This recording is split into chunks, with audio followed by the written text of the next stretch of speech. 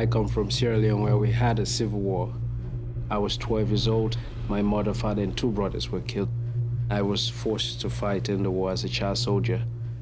Young people were sought after to be recruited because the rhetoric of revenge, because you've lost your family, was used, and drugs were forced upon you. And there was also coercion. If you didn't do what you were told, you'd be killed. I was on the army side of the fighting.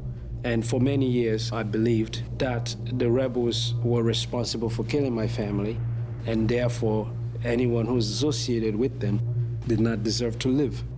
It was a cycle of revenge. People did not feel peace was possible in their lives at all.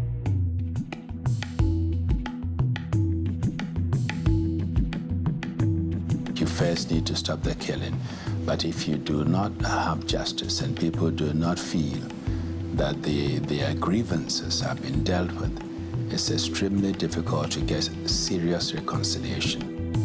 Oftentimes, it's just about ending the conflict at whatever cost.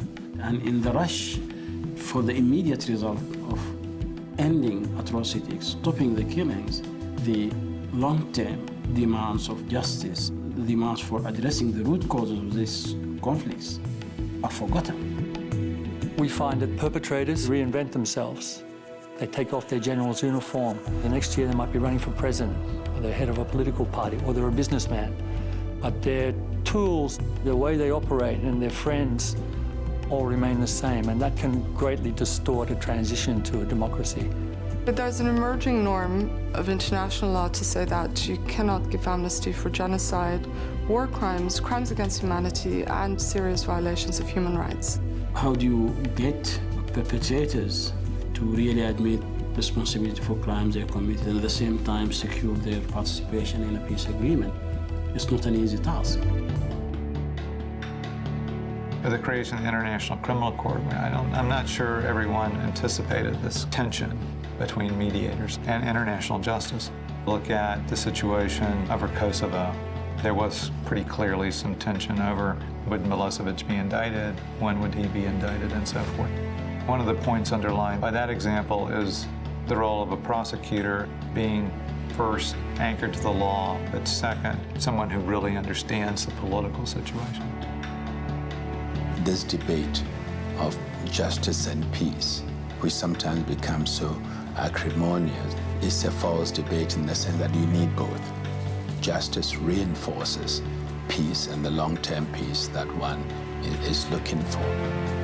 Transitional justice isn't just about prosecutors and judges and the accused. A justice process is very much related to a social and a political process nationally, moving a country from authoritarian rule or armed conflict into a peaceful society. In countries like Egypt or Yemen or even Tunisia, where opposition groups were targeted, including torture and even in some cases enforced disappearance, justice and accountability would only serve stability. In Uganda, the mediators were able to develop a whole package of justice measures for the aftermath of that conflict between the Lord's Resistance Army and the government of Uganda. Now there is, for instance, a war crimes division in Uganda. In Indonesia, the past is not forgotten, because for many of those whose son was disappeared, whose father was disappeared, the past is something that they live with every day. And Indonesian government have obligation to deliver justice. Peace cannot exist in a vacuum.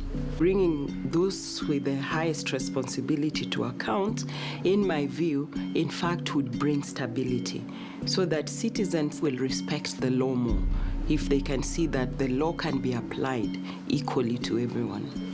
Por primera vez Colombia ha visto en su historia cerca de 100 parlamentarios que están siendo juzgados y militares de alto rango ante los juzgados. También es cierto que muchos de los tentáculos de los aparatos criminales tienen un gran poder y está en la agenda del problema de los crímenes en Colombia. We are talking about the ways and means to help society confront the past so that it can move to a peaceful, hopefully prosperous and democratic future. In Sierra Leone, there was a time when there was a big discussion. What would people do if you capture somebody like Foday Sankoh, who was a guy responsible for the Revolutionary United Front? And people had all kinds of suggestions about what to do to him to appease their sense of justice. Some people say, oh, we just dig a big hole, we put him in there, and everyone goes and throws stones at him. And then somebody said, well, by the time I get there, he may be dead. I will not be able to make him feel my stone, you know. There is nothing that's going to be enough to make sure that this guy would really pay for what had happened to all of us. So the only thing that can be done is to make sure that we set an example so that nobody else can do the same thing he did. And this is to put him in jail forever.